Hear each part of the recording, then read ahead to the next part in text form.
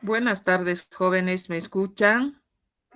Buenas tardes, doctora. Sí se le escucha. Ya, muy bien, vamos a continuar con el tema que habíamos dejado la anterior clase referente a los componentes de los instrumentos.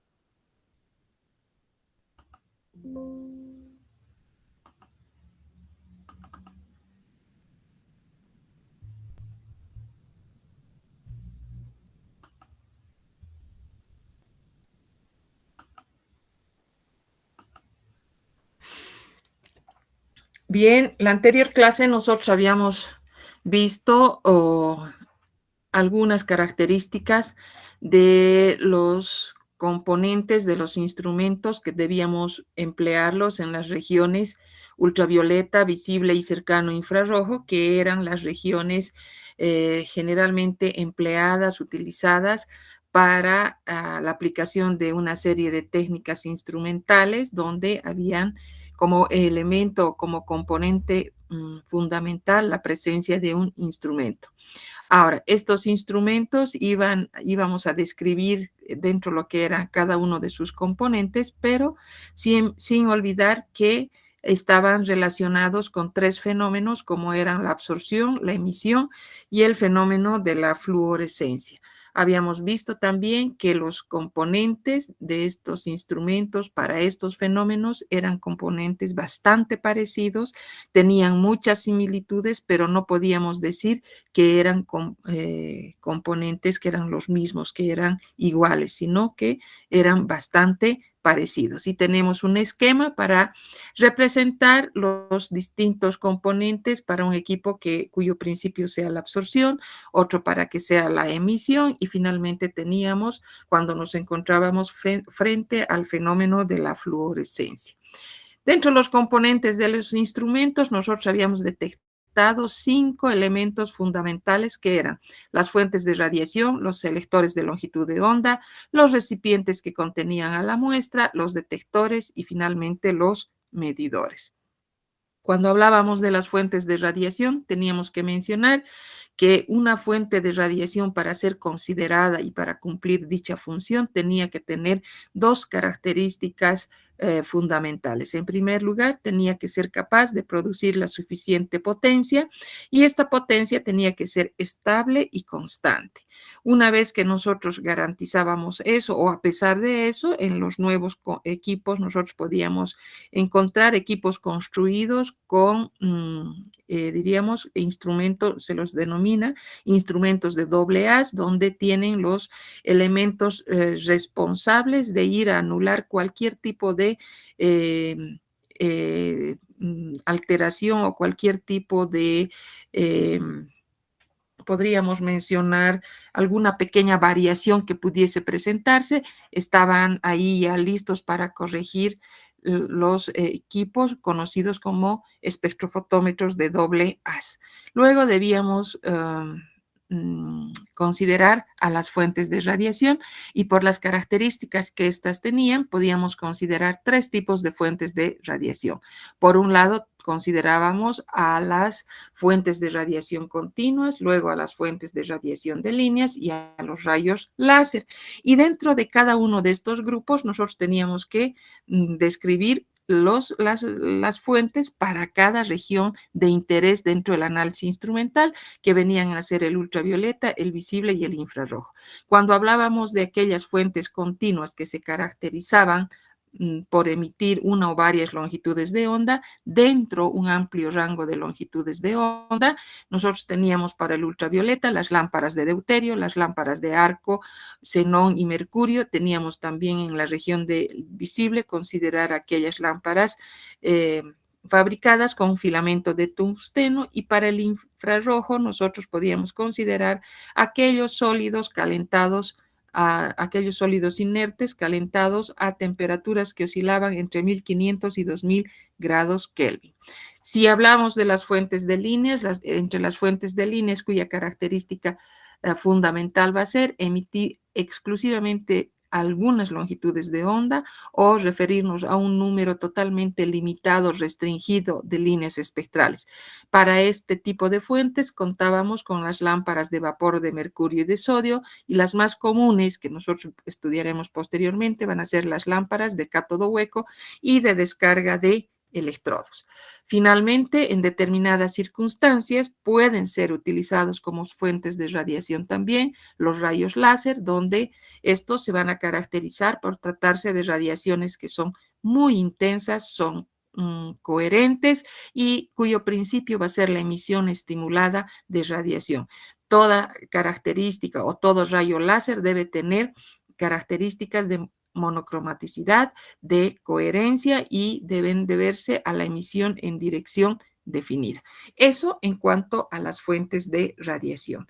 Acá tenemos la luz incoherente, la luz coherente propia de los rayos láser, y pasamos a un segundo componente. Si nosotros nos referimos y nos vamos más adelante y vemos a los esquemas de los equipos, en este caso de la absorción, hasta ahora hemos estudiado aquellas características, diríamos, aquellos elementos, aquellas variedades que podíamos encontrar y considerar dentro de lo que eran las fuentes de radiación. Entonces, después de las fuentes de radiación y seguros de contar con aquellos elementos o aquellas fuentes capaces de emitir una serie de rayos cuyas longitudes de onda sean o estén dentro del mismo rango, pasamos a un segundo componente muy importante que va a ser el selector de longitud de onda. Cuando hablamos de los selectores de longitud de onda, vamos a decir en primer lugar qué entendemos por un selector de longitud de onda. Como vamos describiendo los componentes de un instrumento, vamos a ver que es un componente, que es un dispositivo que nos va a permitir elegir una longitud de onda que sea específica o que tenga un rango estrecho de longitudes de onda de un determinado espectro mucho más amplio, y estos selectores de longitud de onda van a ser empleados, van a ser utilizados en una serie de equipos. Los que nos interesa estudiar en este caso, estamos hablando de equipos como los espectrofotómetros. Podríamos relacionar con otro tipo de equipos, pero nosotros vamos a referirnos exclusivamente a un espectrofotómetro. Ahora, los análisis espectroscópicos requieren como condición, como requisito, contar con un grupo muy limitado, con un grupo estrecho, restringido y continuo de longitud de onda. ¿Qué hace entonces el selector de longitud de onda? Va a permitir que únicamente que aquel haz de luz con una longitud de onda determinada o que se encuentre en un pequeño rango pase hacia el detector, pase hacia la muestra, de tal manera que el resto de las señales, el resto de las longitudes de onda puedan ser desviadas, puedan ser bloqueadas, y solo se emplee, solo se utilice aquellas longitudes de onda que hayan sido seleccionadas, que hayan sido separadas, que hayan sido o que estén formando parte de diríamos, que posean un rango bastante estrecho, bastante limitado de longitudes de onda. Entonces, es de esta manera que nosotros vamos a ver la variedad de elementos que cumplen esta función, la del selector de longitud de onda.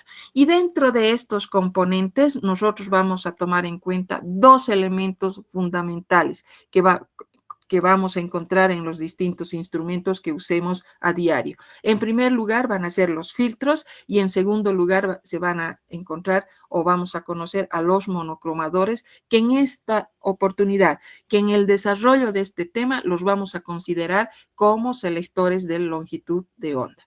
Dentro de los filtros, nosotros vamos a mencionar y vamos a estudiar dos tipos de filtros. Los filtros de absorción o los filtros de vidrio, que también reciben ese nombre, y vamos a tener los filtros de interferencia. Los primeros, los de absorción o de vidrio, están construidos de tal manera que permitan trabajar con longitudes de onda comprendidas en la región del visible, mientras que el filtro de interferencia tiene la característica de poder actuar con señales que estén comprendidas dentro de la región del ultravioleta, dentro de la región del visible y dentro de la región del cercano infrarrojo. Y los otros elementos que nosotros podríamos considerarlos como selectores de longitud de onda también van a ser los monocromadores. Y nosotros en este caso vamos a considerar dos tipos de monocromadores, los monocromadores de prisma y los monocromadores de red. Vayámonos a ver entonces primero a los filtros. Y en este caso vamos a hablar y vamos a definir qué características presentan estos filtros. Estos filtros van a ser capaces de absorber, o sea, los filtros de absorción, estoy diciendo, por el principio de la absorción, llamados también o conocidos como filtros de vidrio, tienen la característica de absorber ciertas zonas del espectro. Es decir, que a través de la absorción van a permitir el paso de algunas longitudes de onda únicamente. Estos filtros absorben amplias zonas de frecuencia y van a ser capaces de transmitir solo una estrecha banda de longitudes de onda. A ver, aquí tenemos un término que lo vamos a ir utilizando con mayor frecuencia, que va a ser el término de banda, que entendemos en este caso del tema cuando decimos o empleamos el término de banda, decimos que es un intervalo o es un rango dentro del espectro electromagnético. Y si nosotros nos referimos a una banda estrecha, estamos hablando una banda estrecha de radiación, se va a referir a un rango que sea muy específico, que sea muy limitada, ya sea de longitudes de onda o de frecuencias que se encuentren dentro del espectro electromagnético. Entonces, cuando nosotros nos referimos en una primera instancia a este tipo de selectores, entre comillas diremos, y hemos dicho que los más sencillos en tomar en cuenta van a ser los filtros de vidrio o los filtros de absorción, que también reciben ese nombre. Hemos dicho cuál es el principio, van a absorber ciertas zonas del espectro. Estos filtros van a ser construidos de vidrio, son conocidos como filtros de vidrio, están construidos por vidrios coloreados o también puede tratarse de un colorante que esté suspendido en gelatina y este se encuentre entre dos placas de vidrio. Generalmente se toma en cuenta a la parte, o sea, con mayor facilidad cuando hablamos directamente de un vidrio coloreado. Estos filtros tienen algunas ventajas, como también presentan desventajas. Van a ser económicos y la otra característica que tienen son los más fáciles de fabricarlos inclusivemente. Tienen el mismo principio, podríamos decir, que las gafas que se utilizan para el sol, los Ray-Ban, como podríamos mencionar, etcétera, que se tratan de vidrios coloreados. Ojo, y decimos que específicamente estos filtros van a ser construidos van a funcionar únicamente o van a servir para la región del visible. Ahora, tienen una anchura de banda efectiva que oscila entre 30 y 250 nanómetros de longitud de onda. Son de fácil manejo, son económicos, son de gran disponibilidad y eso hace que sean más económicos, que sean, podríamos mencionarlos, mucho más fáciles en su uso, pero igualmente presentan algunas desventajas que con el tiempo, con el pasar del tiempo, van a ir perdiendo el color, es decir, van a ir decolorándose. Luego vamos a ver también que van a perder la intensidad, ya no van a presentar las características iniciales y van a tener que su ancho de banda va a ir cambiando conforme van a ir produciéndose los cambios de color. Y también se los puede denominar, se los llama como selectores discontinuos. Bien, con todas estas ventajas que consideramos a los filtros de absorción, también debemos considerar a los filtros de interferencia. Son filtros que se van a fundar en las interferencias ópticas, que ya habíamos visto la anterior clase cuando nos referíamos a las interferencias constructivas y a las interferencias destructivas o sustractivas, cuyos elementos o cuyos componentes de este tipo de filtros van a ser un dieléctrico. Este dieléctrico puede tratarse de un fluoruro de calcio, también podremos hablar de un fluoruro de magnesio. Van a encontrarse entre dos películas metálicas, donde generalmente estas son de plata, y también hay que considerar dos placas de vidrio transparentes. Cuando nosotros nos referimos, aquí tenemos un esquema, un croquis del filtro de interferencia, nos vamos a referir que cuando comparamos estos filtros con los filtros de vidrio, vamos a decir que se los puede considerar que son de mejor calidad, puesto que presentan un ancho de banda que va a ser mucho más estrecho. Aquí, al tratarse de una radiación que sea mucho más monocromática, mucho más restringida, este tipo de radiación que va a ser característica de este tipo de filtro de interferencia, nos va a permitir tomar en cuenta las regiones del ultravioleta, las regiones del visible y las regiones, una pequeña parte del infrarrojo cercano.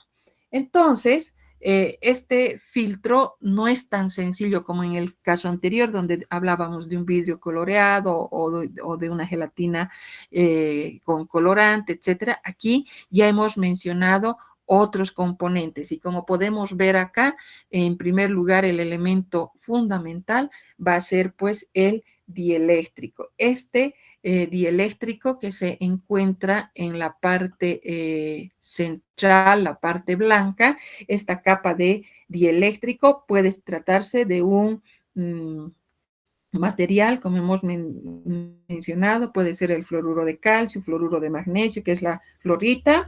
Este espesor del dieléctrico es el que determina la longitud de onda que va a pasar a través de un filtro de interferencia. Después, diríamos, limitando este dieléctrico, vamos a encontrar dos placas metálicas, una a cada lado. Y finalmente, después de las placas metálicas, vamos a encontrar una placa de vidrio en la parte superior y una placa de vidrio en la parte posterior.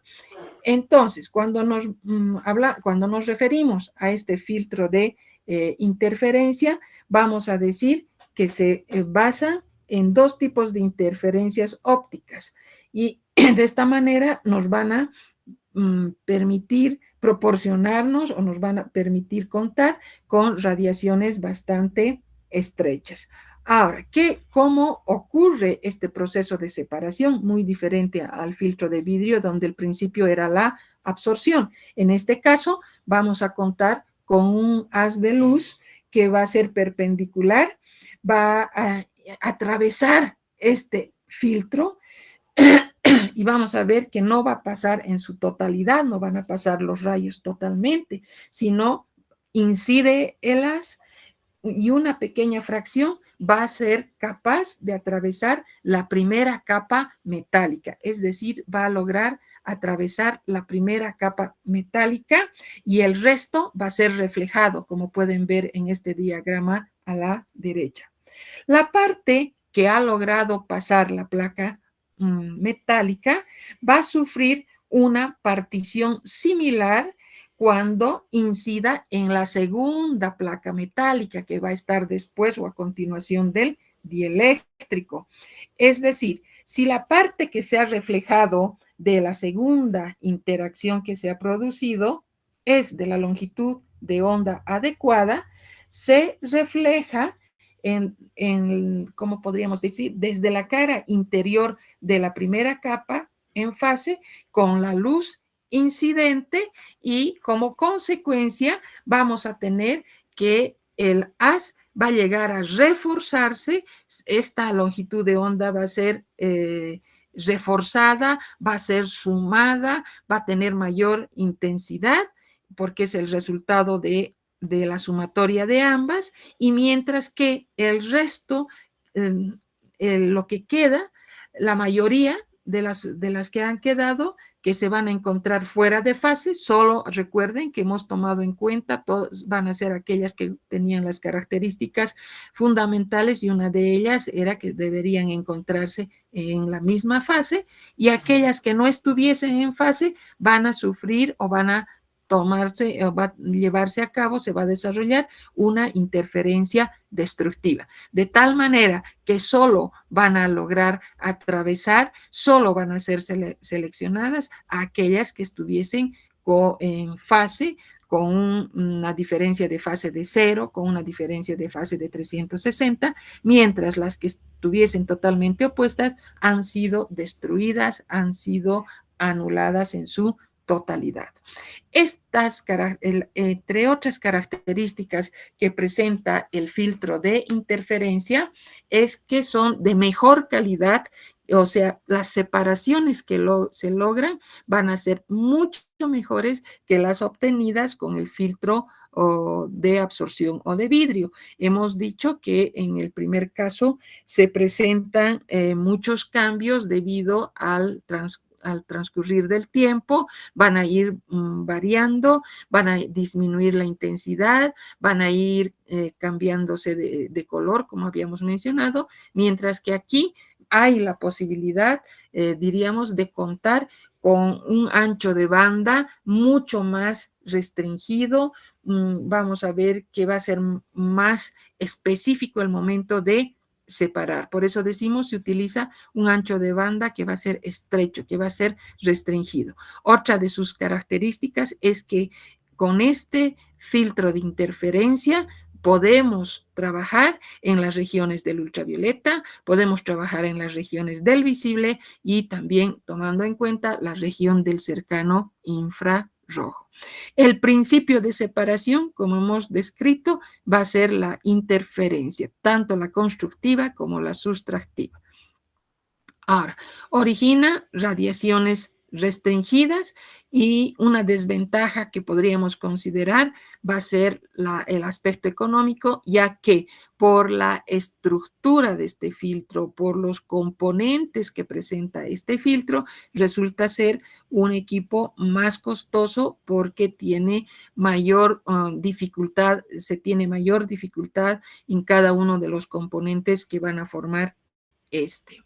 Bien, ahora, a ver, un ratito, aquí me estoy, ya, estamos bien.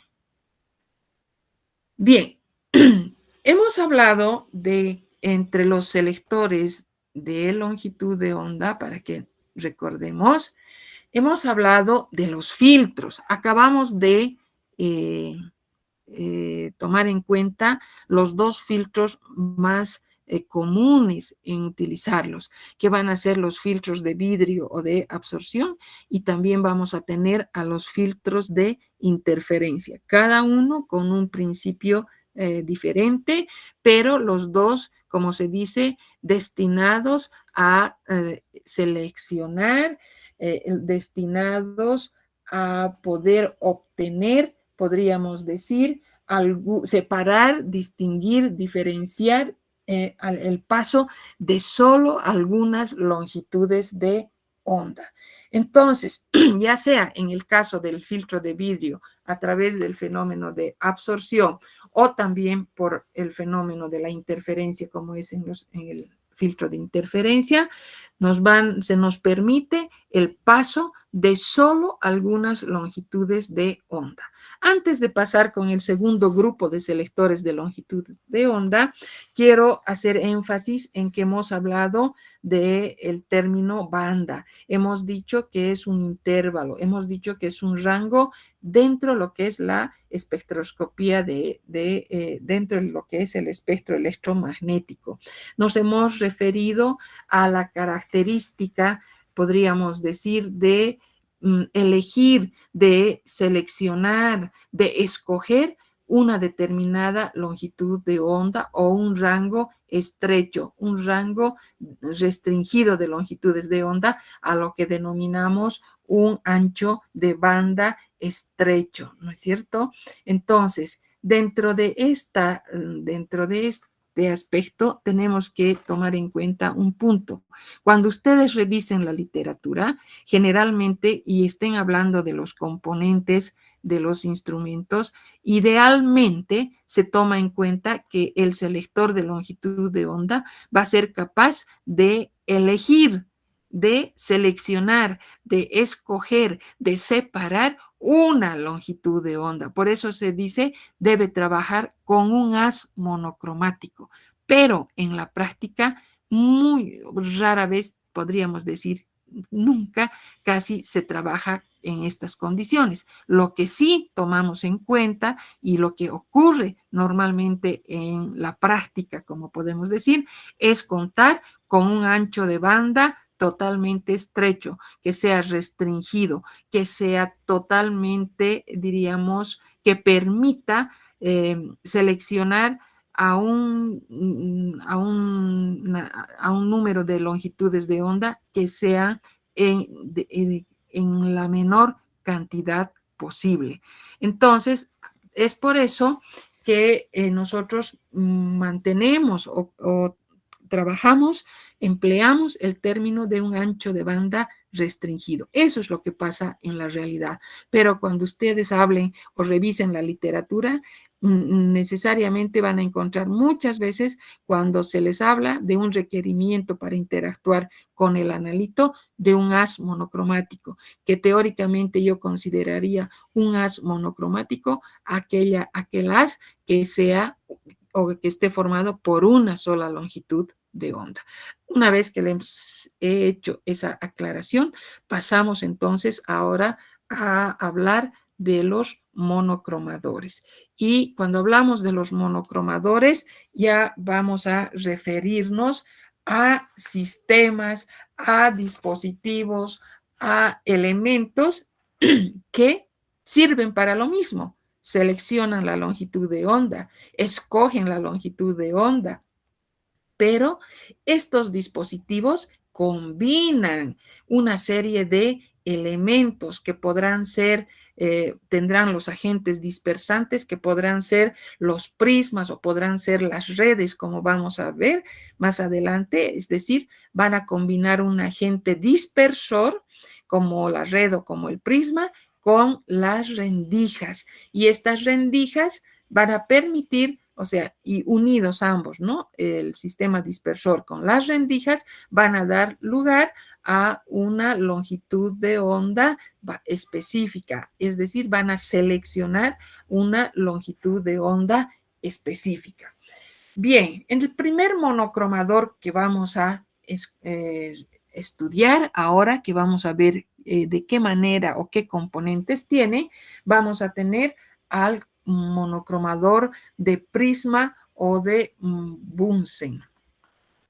Este monocromador de prisma de Bunsen, que recibe ese nombre, va a estar formado por los siguientes componentes. Vamos a tener una rendija de entrada, vamos a tener un lente de colimación o una lente colimadora, vamos a tener como el agente dispersor a un prisma, como pueden ver, vamos a contar con una lente focalizadora y finalmente vamos a encontrar a una rendija de salida. Habíamos mencionado en su definición que un monocromador combina un agente dispersor, en este caso nuestro agente dispersor es el prisma, con las rendijas de entrada y la rendija de salida. Entonces vamos a describir cada uno de estos elementos. Nosotros hablamos en primer lugar de una rendija de entrada. ¿Qué nos permite la rendija de entrada? La rendija de entrada, como nosotros podemos ver, esta rendija de entrada nos va a proporcionar la imagen, una imagen óptica que va a ser rectangular. ¿De dónde proviene esta radiación que va a entrar por la rendija de entrada? Nos vamos a remontar a un esquema que tenemos más aquí. Estamos hablando de la fuente de radiación y ahora estamos refiriéndonos exclusivamente al selector de longitud de onda. Dentro de los selectores de longitud de onda hemos visto que considerábamos los más, diríamos, simples en cuanto a sus componentes van a ser los filtros. Dos tipos de filtros hemos tomado en cuenta, el de absorción o de vidrio y el filtro de interferencia. Bien, ahora, fuera de los filtros, vamos a utilizar a los monocromadores. Y dentro de los monocromadores vamos a tomar en cuenta dos tipos de monocromadores. El monocromador de prisma y el monocromador de red. El primero, el monocromador de prisma, que recibe también el nombre de monocromador de Bunsen, va a tener la cara que, como se conecta con esta señal proveniente de la fuente de radiación, esta señal va a llegar hacia el monocromador como un haz de luz que proviene de la fuente de radiación. En el selector de longitud de onda va a seleccionarse al haz de luz necesario para ir a interactuar con la muestra. ¿Y de qué manera se va a escoger, se va a separar aquella longitud de onda o aquel ancho de banda totalmente restringido? En este caso nos toca hablar de componentes como el monocromador. Cuando hablamos entonces de los monocromadores, vamos a referirnos al monocromador de prisma o al monocromador de Bunsen. Aquí tenemos en el primer componente las rendijas. Hay dos rendijas, una rendija de entrada y tenemos una rendija de salida. Por la rendija de entrada va a venir el haz de luz blanca proveniente de la fuente de radiación, que está conformado por una serie de longitudes de onda. Y el haz que pase por la rendija de salida podrá idealmente ser un haz monocromático o tal vez va a ser aquel haz que se trate de un ancho de banda totalmente restringido, totalmente estrecho, como se dice, y que sea capaz de ir a interactuar con el analito. Bueno, hablando entonces de este componente y relacionando a las rendijas, vamos a poder referirnos a que estas rendijas presentan características como punto o bordes que van a ser afilados, generalmente son de metal, van a ser paralelos y generalmente están en el mismo plano. La característica fundamental o la diferencia entre ambas rendijas va a ser el tipo de radiación que va a ir a pasar. Aquí tenemos un haz de luz blanca que va a penetrar y va a llegar hasta un segundo componente que nosotros lo conocemos como la lente de colimación o la lente colimadora. ¿Qué hace? Hace que el haz de luz que ha llegado hasta acá va a dar lugar o va a originar que ese haz sea paralelo en sus radiaciones para llegar hasta el prisma o hasta, en este caso, que pueden ser de distintos tipos de prismas, como vamos a ir viendo posteriormente. Nosotros en este caso simplemente vamos a hablar del prisma que tiene una característica de poder, diríamos, desviar las distintas longitudes de onda en distintos ángulos, es decir, se va a llevar a cabo una dispersión. Esta dispersión de las distintas longitudes de onda, es decir, se van a ir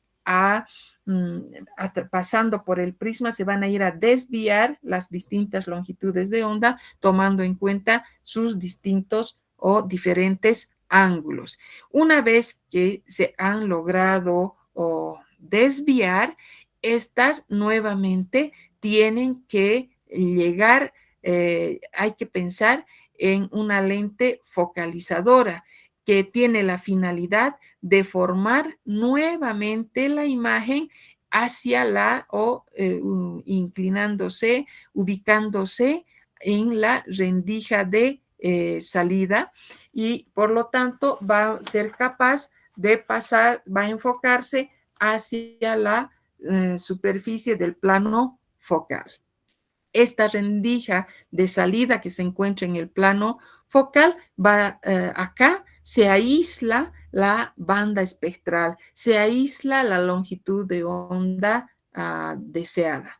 Entonces, todos estos componentes que nosotros podemos ver van a estar protegidos por una especie de ventanas. Tenemos entonces una ventana de entrada y vamos a tener acá una ventana de salida, es decir, estas ventanas de entrada y de salida van a dar lugar o van a permitir una protección de todos los componentes que forman parte del monocromador, van a ser protegidos de la acción del polvo, de la acción de los vapores corrosivos. Entonces, esas son las características de un monocromador de Bunsen. Contamos con un haz de luz blanca policromático que va a ingresar por la rendija de entrada, va a pasar por los distintos componentes, llega al elemento fundamental que va a ser capaz de desviar las longitudes de onda tomando en cuenta sus distintos ángulos. Tenemos una lente de focalización y vamos a ver que nuevamente se van a enfocar estas, se van a reubicar para salir como un haz de luz o con un ancho de banda totalmente restringido que va a salir a través de la rendija de salida. Bien, esto cuando hablamos como agente dispersante, nosotros y tomamos en cuenta a los prismas capaces de desviar un haz de luz en sus distintas longitudes de onda. ¿Cuáles son los componentes? Una rendija de entrada, una rendija de salida, un lente de colimación o lente colimador, un prisma, una lente focalizadora. Luego vamos a hablar de los prismas. Nosotros en el esquema hemos visto un prisma que era de 60 grados, ¿no es cierto? Este estaba construido de un material conocido como el prisma de Cornu, y otro prisma que tiene un ángulo de 30 grados simplemente se lo conoce como el prisma de Littrau. Este prisma de Littrau se diferencia porque podríamos decir que va a originar uniendo dos al de 60 grados. Están construidos en cuarzo cristalino o de cuarzo cristalino, y se llega a obtener este prisma de 60 grados a través de un cementado entre dos prismas de 30 grados y vamos a ver que cada uno de estos va a tener algunas características o va a tener algunas diferencias. Por ejemplo, podemos ver que uno puede ser construido de un material que sea el cuarzo de estrógiro y el otro podemos utilizar también el cuarzo, pero que sea levógiro. ¿Pero para qué? Siempre con el objetivo de ir limitando, evitando, en el caso en este caso, la polarización. Después tenemos el ángulo de Littrow, que vamos a ver que este se va a caracterizar porque tiene simplemente, va a contar con un ángulo de 30 grados. Pasamos a un segundo monocromador que se conoce con el nombre de monocromador de red o monocromador de Terney-Turner. Este monocromador también tiene la misma característica, sirve para lo mismo, combinan un agente dispersor que va a ser en este caso una red, ya no va a ser el prisma que hemos mencionado anteriormente. ¿Y con qué va a combinar? Con las rendijas de entrada y de salida, de tal manera que va a proporcionarnos una selección bastante específica de longitud de onda. Aquí la diferencia, como vamos a ver a continuación, aquí tenemos un esquema donde encontramos por un lado la rendija de entrada, por otro lado tenemos la rendija de salida. Y como decíamos, es un monocromador de red, es decir, aquí tenemos una red de reflexión. Y a su vez contamos con espejos cóncavos, uno para cada lado. Entonces, cuando nos referimos a este tipo de monocromador, ¿quién es el agente dispersante? ¿Quién va a ser el responsable de diferenciar las distintas longitudes de onda? Va a ser pues las redes de reflexión, donde van a ser desviadas las distintas, el haz luminoso y va a dar lugar a la formación de longitudes de onda ya restringidas, únicas, que son capaces de atravesar la rendija de salida. Entonces, pasamos, en este caso, lo importante es, contamos con las mismas rendijas de entrada, de salida. También vamos a tomar en cuenta aquí las ventanas para la protección tanto de la red como de los espejos cóncavos que encontramos, que van a servir para poder reflejar, dispersar la radiación y ir seleccionando y escogiendo aquella longitud de onda que sea la más óptima para poder interactuar posteriormente con el analito que se encuentra en un determinado recipiente. Bien, entonces ahora vamos a hablar de otro componente.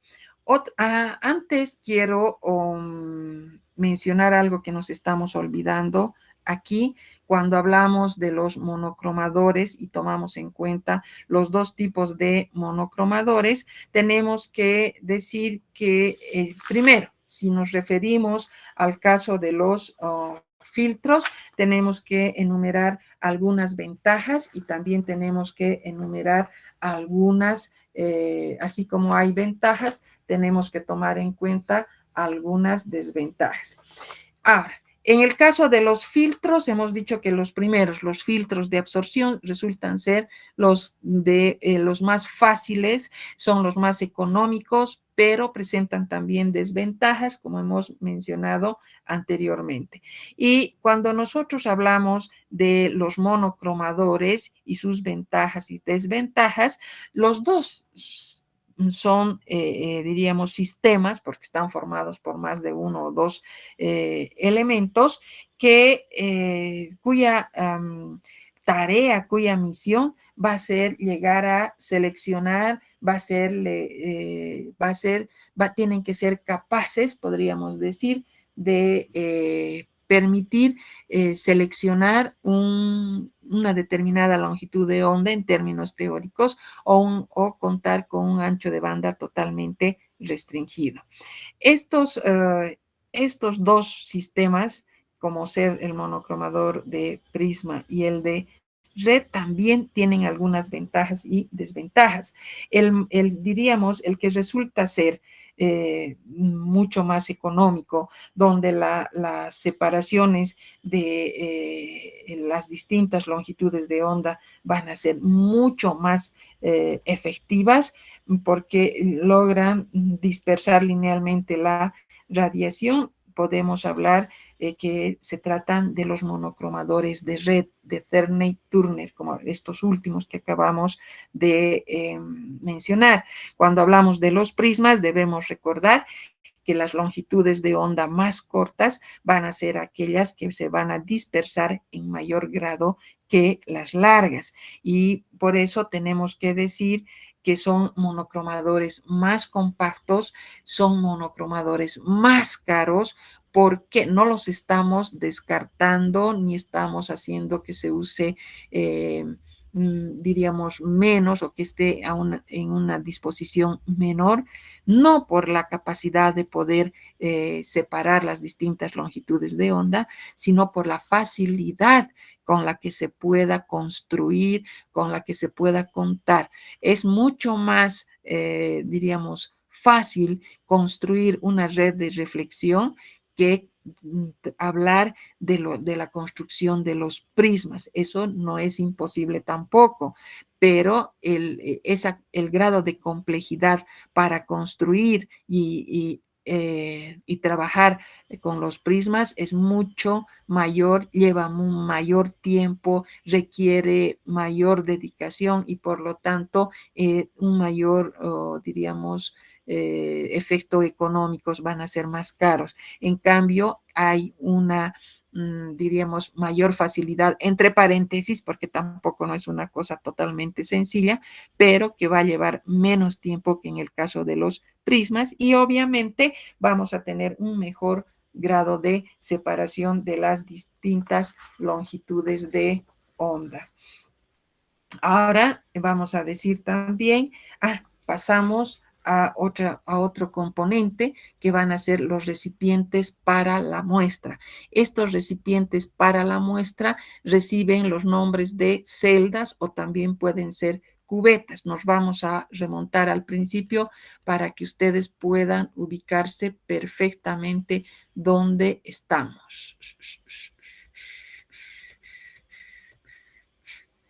Fíjense, nosotros nos encontramos en este componente, en el componente número 3, que va a ser la cubeta, que va a ser la celda, cuya misión es contener a la preparación, el analito, la muestra, como quieran ustedes entender, se encuentra contenida en este recipiente. Y este recipiente tiene que tener algunas condiciones.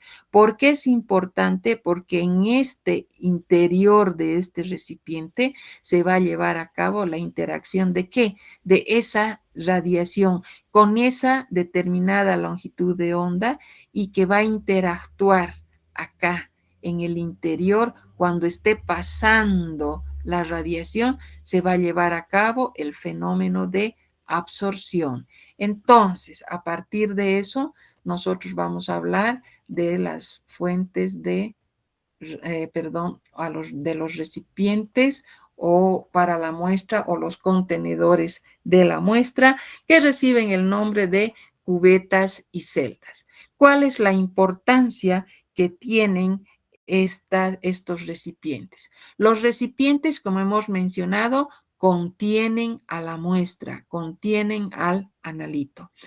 En este recipiente se va a llevar la interacción de quién, del analito, con la radiación electromagnética.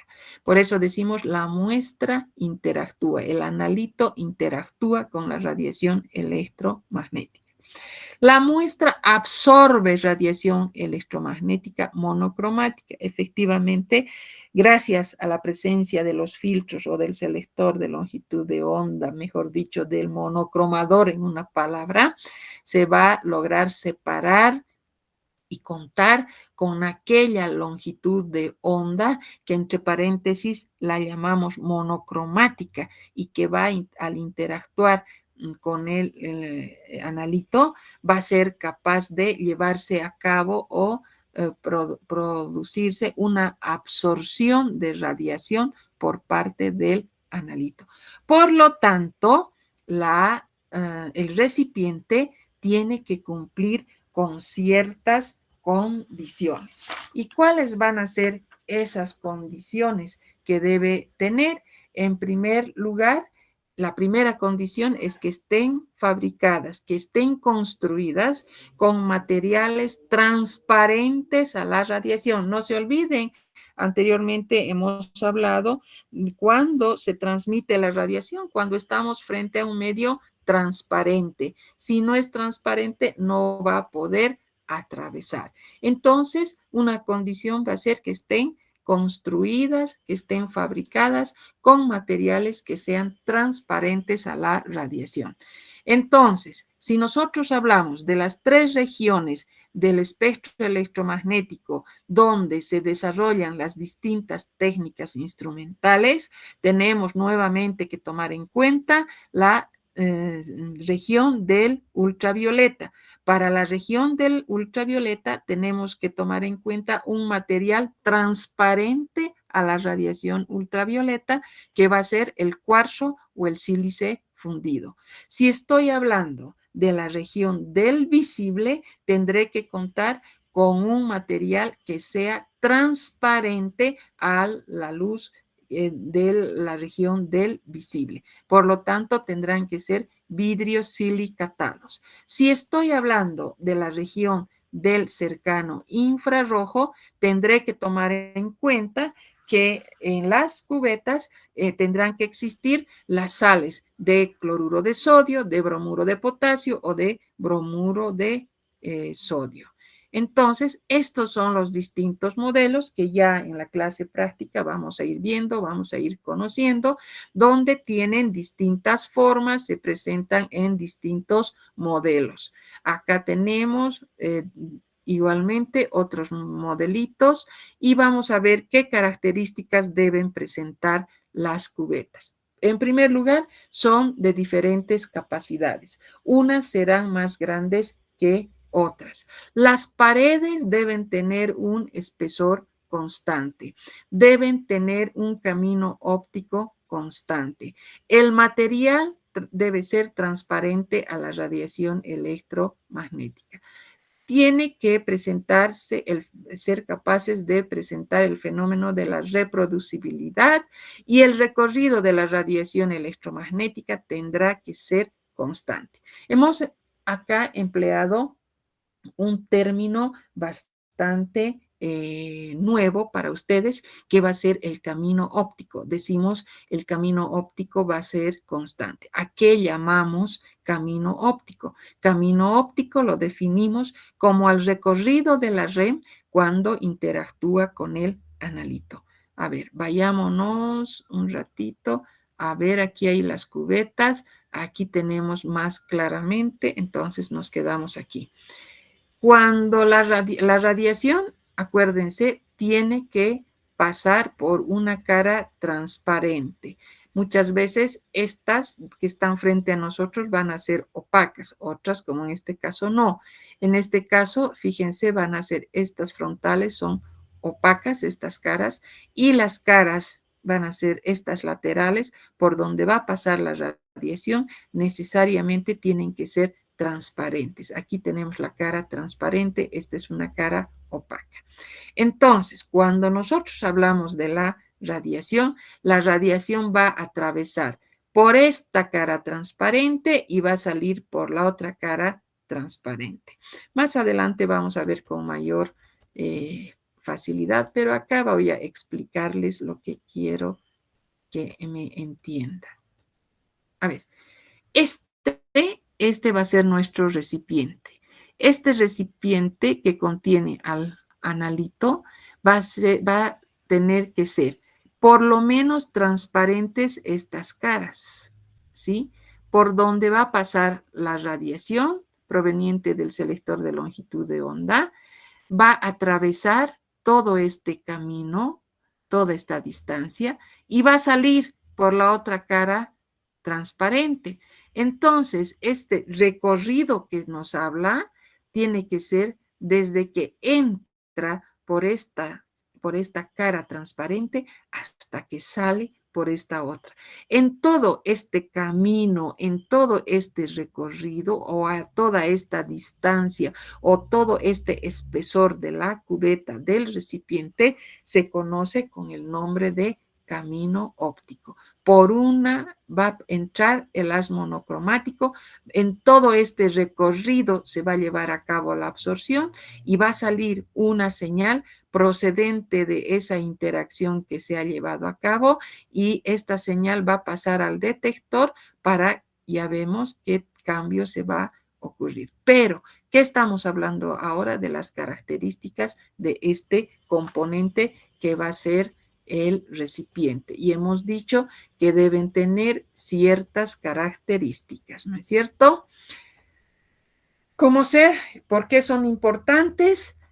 ¿Cuáles son las condiciones? Ahora, como hemos dicho, estos recipientes son importantes porque en estos recipientes se coloca a la muestra. También hemos dicho que aquí se produce la interacción cuando está pasando.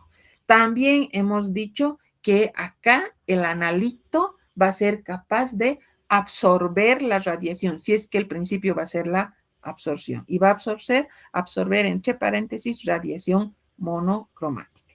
Si hablamos de sus formas, hasta ahora han visto hay distintas formas de recipientes o de cubetas. Las más frecuentes, como las que hemos visto, son las que tienen base cuadrangular, pueden ser también cilíndricas, como cualquier tubito aparentemente como cualquier tubito de ensayo, esos pequeñitos que van a contener a la muestra. También pueden ser recipientes de cubeta automática, pueden tener distintas capacidades y obviamente lo determinante es el material del que estén construidos. Y cuando hablamos de el material, hemos dicho transparente a la radiación.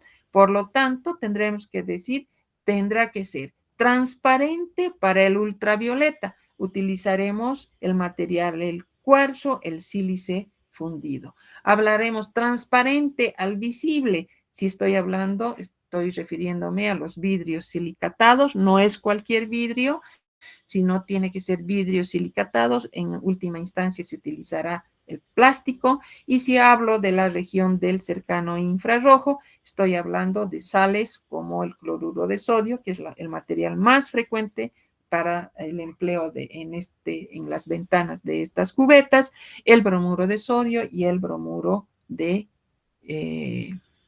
potasio, el bromuro de sodio y el bromuro de potasio. Ahora, estos recipientes también deben tener o deben ser sus paredes de un espesor constante. No nos olvidemos que el recorrido de la radiación a través del recipiente va a ser constante. No podemos decir lo mismo si yo utilizaría un simple tubito, como les he dado de ejemplo, ese tubito de ensayo que encontramos en el laboratorio, el pequeñito, el de menor tamaño. No tiene las mismas condiciones. Tenemos que decir, como hemos dicho, hablar de un espesor constante. Es decir, tiene que proporcionarnos la reproducibilidad, la posibilidad de reproducir los resultados. En otras palabras, hay mayores exigencias en la construcción de dichas cubetas. Ahora, los recipientes, otra de las condiciones, el material del que estén preparados. Es importante que la cubeta tenga una cara que sea transparente a la radiación. Y hemos visto también y hemos definido al camino óptico, que es el recorrido de la radiación cuando está interactuando con la muestra, con el analito. Entonces, bueno, Y otra condición que podríamos decir, cuando estoy haciendo la medición y estoy comparando el blanco, el estándar, la muestra, necesariamente tengo que utilizar el mismo tipo de recipiente.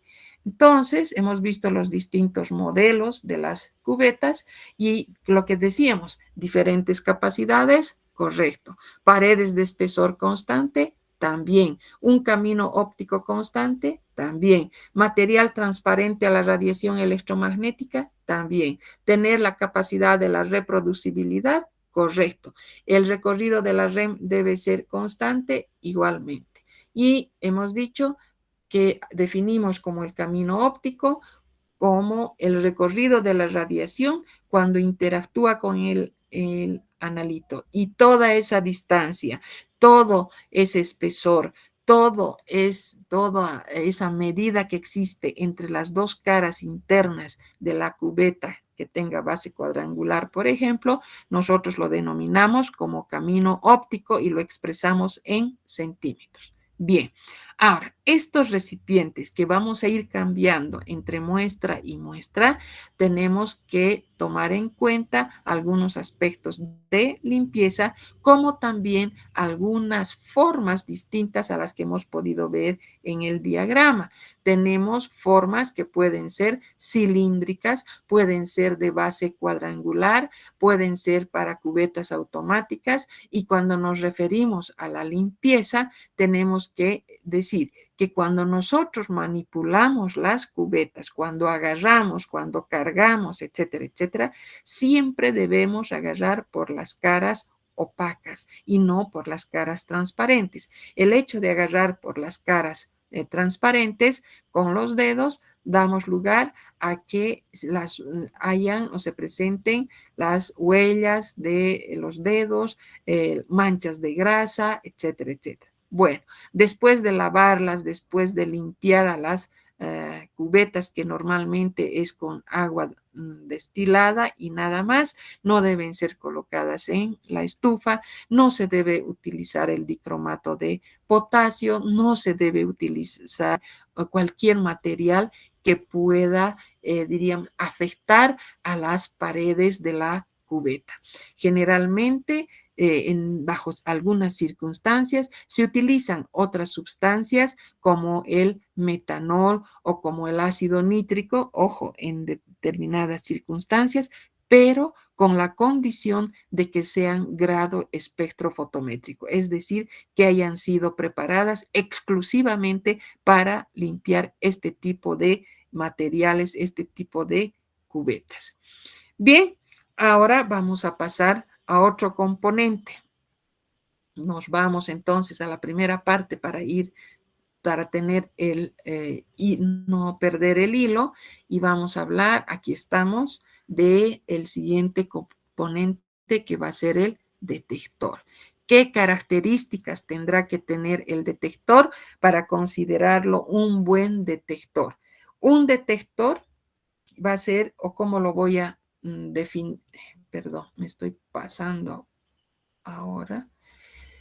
Un detector debe tener o cumplir algunas características, y dentro de sus propiedades para considerarlo un buen detector, debe responder a un amplio rango de longitudes de onda, debe tener una sensibilidad a baja potencia, debe ser de respuesta rápida, debe tener bajo nivel de ruido, debe tener una buena capacidad de amplificar, y debe existir o ser un detector donde la proporcionalidad directa entre la potencia de la radiación electromagnética y la señal eléctrica producida sea la característica fundamental. Entonces, con estas condiciones, cuando nos referimos y decimos que debe responder a un amplio rango de longitudes de onda, es decir, que van a ser utilizados, como hemos mencionado anteriormente, para las tres regiones que van a ser para el ultravioleta, para el visible, para el cercano infrarrojo. Hemos mencionado que deben ser altamente sensibles, deben presentar alta sensibilidad a bajas potencias. Es decir, que por mucho que llegue poca luz, poca señal al detector, este debe originar, debe ser capaz de dar lugar a una señal eléctrica. Hablamos de una tercera característica que va a ser la respuesta rápida. Es decir, apenas incide un fotón, la energía eléctrica debe generarse inmediatamente. Por eso decimos de respuesta rápida. Hablamos de un bajo nivel de ruido, es decir, debe hacer caso exclusivamente a la señal proveniente de la interacción que se presente y no debe hacer caso a señales como el calor, el aumento de temperatura que pudiese presentarse, sino tiene que hacer caso a la radiación. Luego decimos que tiene una capacidad de amplificar, es decir, aquellas señales bastante disminuidas, aquellas señales muy pequeñas deben ser amplificadas debidamente para ser tomadas en cuenta el momento de obtener el resultado en el medidor. Después debe existir una proporcionalidad directa entre la potencia de la radiación electromagnética y la señal eléctrica producida, ¿no? Es decir, debe formarse la señal eléctrica que obtengamos, debe corresponder al 100% a la potencia de los fotones que han sido capaces de llegar. Bien, esas son las condiciones que nosotros podemos mencionar de los detectores y a partir de eso vamos a ver que los detectores que recordemos en el primer tema hablábamos de los transductores en espectroscopía que podían ser de dos tipos, los transductores de entrada y los transductores de salida. En este caso nos estamos refiriendo a los transductores de entrada. Y estos transductores pueden ser de dos tipos. Van a ser los transductores de fotones y los transductores de calor. ¿Por qué nosotros vamos a mencionar para cada uno que se refieran a los distintos tipos de transductores? Hablamos de los transductores que son sensibles a la radiación y como consecuencia tenemos a los fotones. Es decir, en este caso tenemos que considerar que el fotón va a interactuar con la sustancia química y va a dar lugar a la emisión de electrones, es decir, estoy hablando de una señal eléctrica y a este fenómeno nosotros lo vamos a conocer como la fotoemisión. Y por otro lado vamos a tener a la fotoconducción, cuando la radiación va a originar electrones a las bandas de los conductores, es decir, va a existir un incremento, un aumento de la conductividad. Y vamos a ver que acá vamos a estar frente a la fotoconducción. Sí, este fenómeno se conoce como fotoconducción, correspondientes a la región del ultravioleta, del visible y del cercano infrarrojo. Y para nosotros, tomando en cuenta aquellas técnicas de espectroscopía óptica. Pero no podemos, que es a lo que nosotros nos vamos a dedicar. Ahora, también existen aquellos que van a ser transductores, que son sensibles al calor, que detectan, como su nombre dice, cambios térmicos, es decir, estoy refiriéndome a milésimas de grados y por eso decimos que están originados por el calor. Y tomamos en cuenta a los detectores térmicos que responden a la potencia media de la radiación electromagnética y tomamos en cuenta o consideramos a la región del infrarrojo.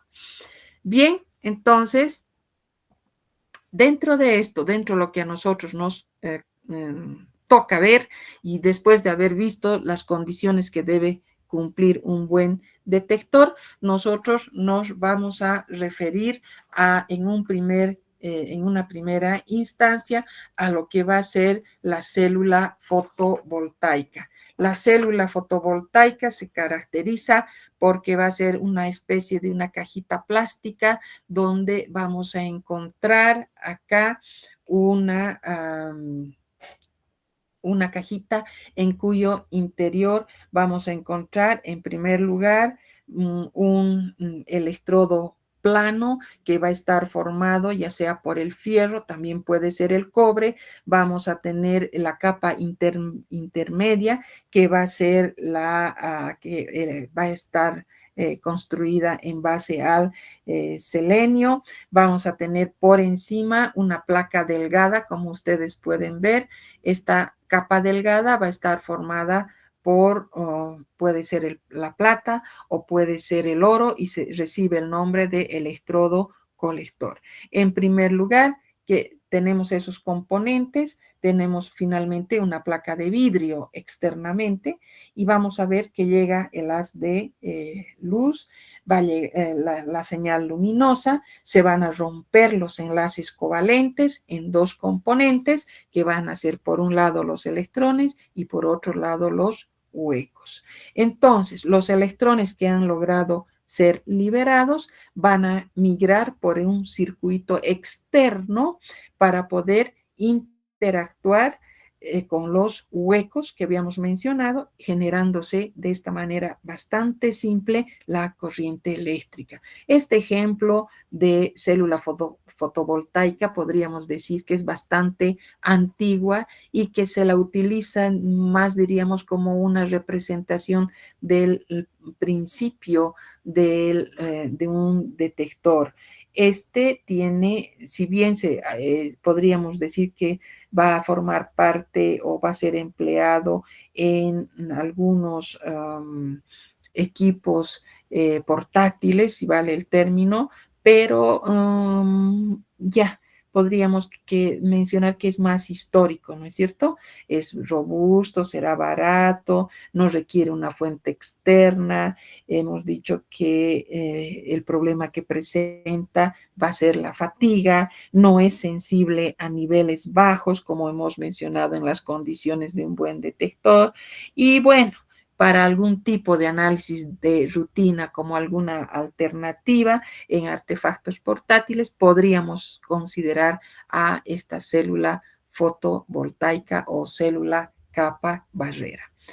Entre sus componentes hemos mencionado entonces, aquí tenemos que se trata externamente una placa de vidrio, después tenemos una placa delgada de oro que puede ser también la plata, tenemos el selenio, vamos a tener el fierro, puede ser el cobre también como un electrodo plano que pueda compararse.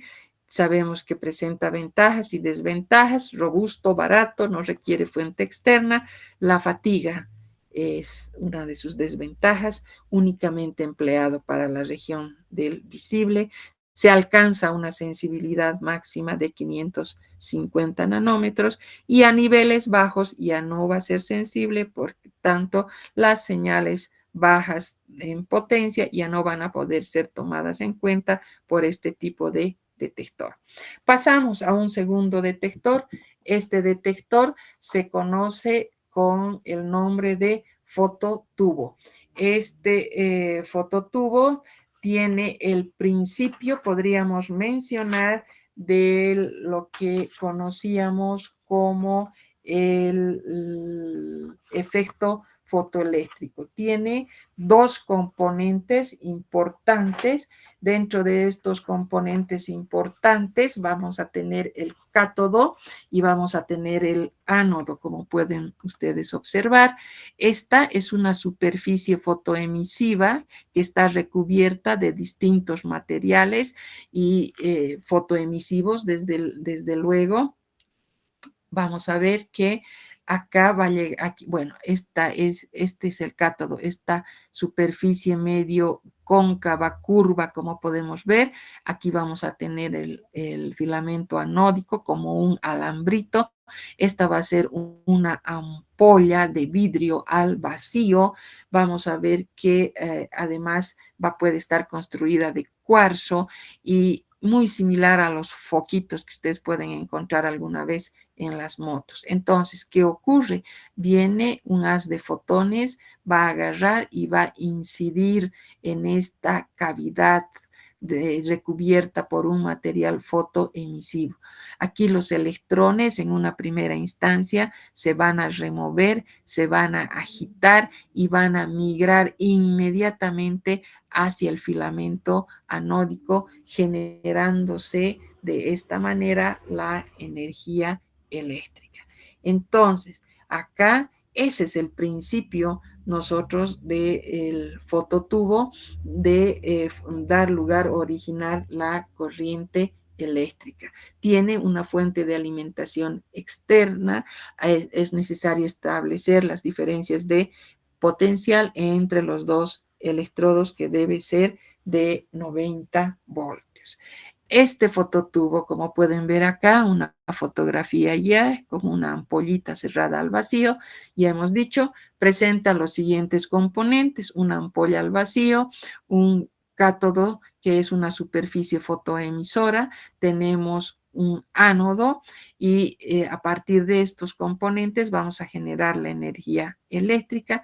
Las ventajas que presenta: un voltaje de 90 voltios, tiene mucha mayor sensibilidad que el caso anterior que hemos descrito, tiene un rango de uso que está que es para desde el visible hasta el cercano infrarrojo, tiene un mayor poder de amplificación, tiene alta resistencia técnica y tiene la gran variedad o la gran ventaja que presenta es que se puede emplear, hay una variedad de material fotoemisivo y multialcalino. Esto hace que no pierda vigencia este tipo de detector. Siempre va a estar, como se dice, considerado por las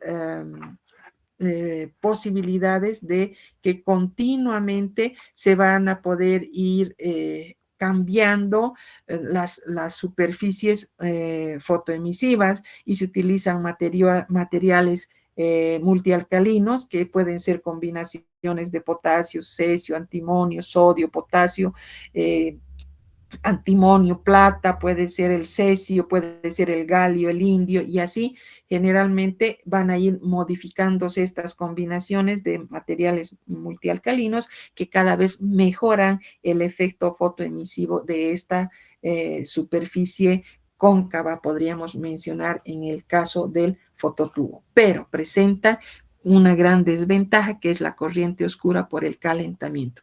El uso prolongado va a dar lugar a un calentamiento del elemento, del componente, lo que nos podría dar lugar a situaciones en las cuales la señal que se obtenga podría provenir, si vale el término, tendría origen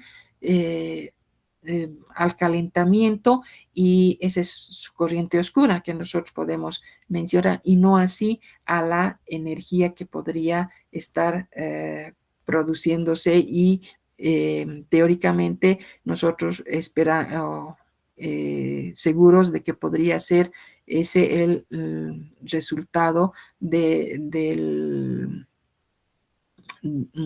la información que podría presentarnos. Esa es la gran desventaja que presenta el fototubo. Bien, luego vamos a pasar a otro tipo de detector. Este detector se conoce con el nombre del tubo fotomultiplicador. Este fotomultiplicador tiene el principio es el mismo que en el anterior caso, solamente que se han llegado a mejorar algunos aspectos, como es el caso del calentamiento. En este tipo de detectores se logra controlar el calentamiento porque se cuentan con sistemas de refrigeración de menos 30 grados inclusive, tiene una respuesta bastante rápida, y es exclusivamente construido para aquellas señales bastante bajas. Este fotomultiplicador tiene, y hemos dicho, el principio va a ser el mismo. Como podemos ver que va a medir bajas potencias de radiación y está formado por una serie de fierros curvos y rectos, como pueden ver. Más adelante vamos a ver, aquí tenemos un esquemita donde vamos a encontrar aquí al cátodo y aquí vamos a encontrar al ánodo. Entonces, ¿qué es lo que ocurre? Estamos hablando de la presencia de fierros que van a ser curvos, como en este caso, y rectos. Entonces, ¿qué va a ocurrir o de qué manera se va a originar la señal cuando nosotros estemos mencionando a este tipo de elementos? Tenemos que decir que llega el haz de fotones, va a incidir inmediatamente, atraviesa llega hasta el cátodo, del cátodo va a pasar inmediatamente a uno de los, por cada uno de los fotones, va a pasar al dinodo 1, luego al 2, va a pasar al 3, va a pasar al 4, va a pasar al 5, va a pasar al 6, pasa al 7, pasa el 8, pasa al 9 y recién va a llegar hasta al ánodo. Entonces, por cada fotón que llegue, nosotros vamos a estar contando aproximadamente entre 10 a la 7 o 10 a la 8 electrones que han sido capaces de multiplicarse. Entonces, ese es el mecanismo por el que va a actuar el fotomultiplicador, exclusivamente para aquellas señales que que requieran ser amplificadas, para aquellas señales, por lo tanto, demasiado o bajas. Ahora, entre sus desventajas tenemos el problema del aspecto económico, porque muchas veces va a ser pues unas 10 veces más que el fototubo normal, convencional, que nosotros podríamos utilizar. Entonces, su precio por las características de este tipo de detector se incrementan de esa manera. Hemos hablado entonces que está formado por una ampolla al vacío, tenemos un ánodo, tenemos un cátodo, la presencia de los 9 dínodos. Las ventajas: el tiempo de respuesta es inmediata, tiene un rango de uso para el ultravioleta, el visible, los sistemas de refrigeración que se alcanzan son de menos 30 grados centígrados y es específico para radiaciones de baja potencia. Y su desventaja fundamental va a ser el precio, que tiene demasiado elevado. Luego vamos a referirnos a otro tipo de detector que tal vez es uno de los que se los utiliza con mayor frecuencia, que se conoce con el nombre de los fotodiodos de silicio. ¿Qué características presentan estos fotodiodos de silicio? Están formados por un material P o un material N, que se los conoce como la región P y también como la región N. Van a dar lugar a sectores de unión PN de ambas zonas, podríamos decir, y que al mismo tiempo pueden dar lugar o pueden originar a zonas de despoblamiento.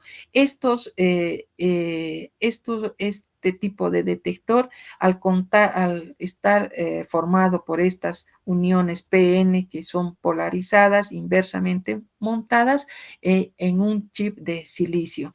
La polarización inversa va a crear un despoblamiento que reduce casi a cero la conductancia de la unión. Si la radiación que incide sobre este chip de silicio, una vez que ha incidido, va a originar los huecos y los electrones en la zona despoblada, y al moverse va a dar lugar o va a originar a la corriente, que va a ser muy proporcional a la potencia. Entonces, este tipo de detectores son mucho más sensibles que los fototubos y obviamente menos sensibles que los fotomultiplicadores, donde la ventaja que presentan va a ser que tienen mayor sensibilidad y el precio va a ser mucho más asequible en la construcción de los distintos instrumentos. Sus componentes, entonces, tenemos una región P, una región N y la región o de unión PN de polarización inversa. Las ventajas que presentan: un rango de uso que oscila entre 190 y 1100 nanómetros y de mayor sensibilidad que el fototubo. El rango de empleo también es bastante importante. Pasemos al último componente, que va a ser el procesador de señal y el dispositivo de lectura. Incluimos estos juntos porque en los componentes, en los diagramas, generalmente los unimos para que podamos, dirían, por la proximidad que existe entre ellos. ¿Cuál es la función de un procesador de señal? Un procesador de señal es capaz de amplificar la señal, eliminar los componentes no deseados, alterar la señal de corriente continua en alterna en situaciones que se requieran, cambiar de fase y también la posibilidad de filtrar la señal. Realiza operaciones matemáticas de acuerdo a los requerimientos. Una vez que toda esa señal eléctrica ha sufrido todas estas modificaciones, este procesamiento va a acomodarse en lo que va a ser el dispositivo de lectura, y estos podrán ser los medidores que, de acuerdo al modelo del equipo, podrán ser medidores digitales, medidores analógicos o también registradores. De esta manera hemos completado los componentes presentes en un instrumento. Ahora, a partir de los componentes también podemos encontrar distintos tipos de equipos, como ser un espectroscopio, que es aquel instrumento óptico utilizado para la identificación visual de líneas de emisión atómica. Hablamos de un colorímetro, se designa con este nombre a un instrumento de medidas de absorción únicamente, en el que el ojo humano es el detector y empleando uno o más patrones de color. Tenemos a un fotómetro. Un fotómetro consta como selector de longitud de onda a un filtro. Un espectrofotómetro proporciona información sobre la intensidad de la radiación en función de la longitud de onda. Y el espectrofotómetro, un espectrofotómetro es un espectrómetro equipado con rendijas de entrada, de salida, lentes, sistemas dispersantes, detector fotoeléctrico, que permite la determinación de la relación entre la potencia de los dos haces en función de la longitud de onda, como la espectroscopía de absorción. Bien, con esto hemos terminado nuestro tema, y es hasta aquí nuestro primer parcial, que va a ser el día viernes a las 7:30 de la mañana. No se olviden, les voy a dar la respectiva información, les voy a proporcionar tanto las fotocopias, como también les voy a pasar el libro donde ustedes pueden buscar complementar la información. Que tengan un buen resto de la tarde, jóvenes. Hasta luego.